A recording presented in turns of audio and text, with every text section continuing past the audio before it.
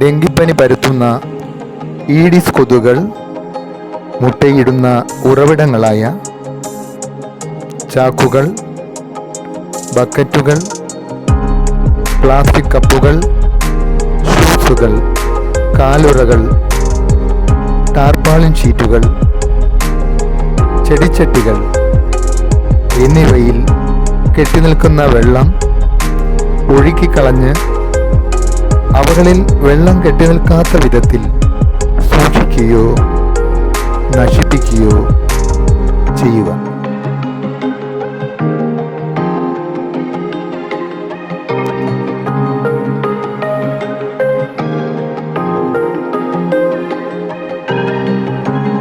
ഇക്കാര്യത്തിൽ സാമൂഹിക പങ്കാളിത്തം ഉറപ്പാക്കുക.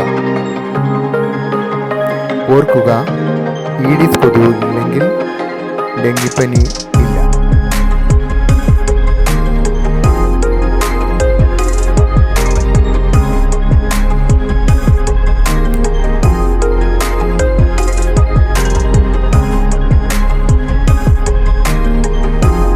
ഇത്തരം ഉറവിടങ്ങൾ നശിപ്പിച്ച് ഡെങ്കിപ്പനിയിൽ നിന്നും സമൂഹത്തെ രക്ഷിക്കാൻ നാം ഏവരും തയ്യാറാവുക.